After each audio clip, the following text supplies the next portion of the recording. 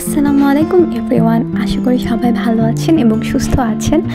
এই গরমে আমরাও সমুদ্র উপভোগ করতে চলে গিয়েছিলাম অফ সিজনে কক্সবাজারে, যেহেতু আমরা সবাই কম বেশি সমুদ্র পছন্দ করি। সো আমার এইবার কক্সবাজারের এক্সপিরিয়েন্স নিয়ে থাকবে আজকের ভিডিওটা।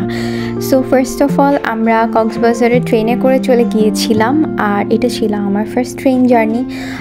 যদিও অনেক গরম ছিল, বাট যেহেতু আমরা এসি চেয়ার নিয়েছিলাম so it was quite comfortable. But ট্রেনে সারা রাত লাইট অন থাকার কারণে একটুও ঘুম হয়নি, সেটা সকালবেলা একদম এক্সস্টেড লেগেছে।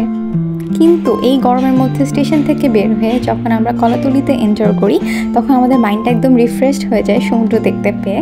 আর এরপর আমরা চলে যাই আমাদের রিসোর্টে, যেটা ছিল সেলর বিচ রিসোর্ট। আর ফেসবুকে অনেক রিভিউ দেখার পর আমরা চুজ করি এই রিসোর্টটা, যেটা কিনা বিচ ভিউ ছিল আর বিচের একদমই কাছে ছিল। এটা ছিল ওদের ওয়েটিং এরিয়া। আমাদের 12:30টায় চেক ইন ছিল। So in the meantime আমরা ব্রেকফাস্ট করে ঠিক 12:30টায় চলে যাই আমাদের রুমে। আর এটা ছিল আমাদের রুম। ক্রাবির অনেক ভিডিও দেখেছি, আর ভিডিও দেখে আমাদের কাছে খুবই পছন্দ হয়েছিল, এই জন্য আমরা এটা চুজ করেছি। বাট আমরা যেরকম ভেবেছি অ্যান্ড ভিডিওতে যেরকম দেখেছি, এটা সামনাসামনি মোটেও সেরকম ছিল না। আই থিঙ্ক এটা আরও ওয়েল মেনটেন্ড হতে পারতো।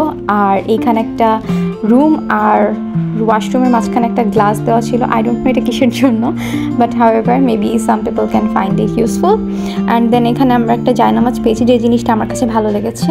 আর এখানে ছিল কিছু complimentary snacks, coffee and other things. এটা ছিল ওদের ব্যালকনি সি ভিউ, যেটার জন্য এই রুমটা মেইনলি নেওয়া। অ্যান্ড এখানে একটা দোলনাও ছিল।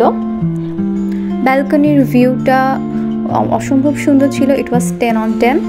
বাট ওয়াশরুমের কথা যদি বলি, এইটা আরেকটু হাইজিন অ্যান্ড ক্লিনলিনেস মেনটেন করতে পারতো, আর একটু প্রপারলি জিনিসগুলোকে ঠিক করে রাখা যেত। অ্যান্ড ওয়াশরুমটা আমার কাছে তেমন একটা ভালো লাগেনি।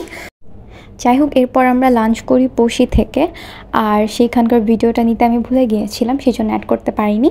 এরপর আমরা মেইন ড্রাইভ রোড দিয়ে ঘুরতে ঘুরতে যাই ইনানি বিচে, যেহেতু ইনানি বিচ খুবই সুন্দর, সো এখানে তো যেতেই হয়। আর সেখানে যাওয়ার পর আমরা ট্রাই করি ভাইরাল আনারকলি।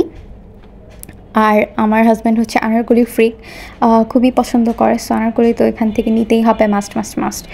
আর এই ছিল সেই ভাইরাল আনারকলি। সো এরপর আমি ট্রাই করি আমার ছোটোবেলার ফেভারেট গোলা। আর এই গোলাটা গরমের মধ্যে খেতে খুবই ভালো লাগে।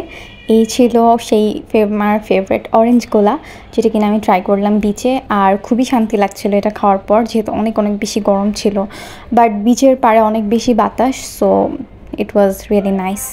দেন আমরা আসার সময় হচ্ছে গিয়ে মারমেড ক্যাফে গিয়েছিলাম। মারমেড ক্যাফে আমার খুবই ফেভারিট প্লেস, আর এখানকার এনভায়রনমেন্টটাও অনেক পিসফুল। সো আমরা সেখানে গিয়ে ট্রাই করলাম কফি, অ্যান্ড সেখান থেকে কফি খাওয়ার পর আমরা চলে আসি আমাদের রিসোর্টে।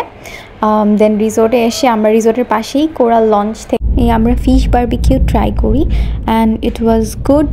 বাট ফিশটা ফ্রোজেন থাকায় আমাদের তেমন একটা ভালো লাগেনি, so it was 5 out of 10। But honestly আমি সেলোর বিচ রিসোর্ট কাউকে রিকমেন্ড করবো না, বিকজ ফেসবুকে ভিডিও দেখে বা রিভিউ দেখে যতটা ভালো মনে হয়, সামনাসামনি গিয়ে আসলে বা থেকে সেরকম শান্তিতে থাকা যায় না, বা সেরকম কমফোর্টেবলি থাকা যায় না। সো আজকের ভিডিও এই পর্যন্তই। Thank you.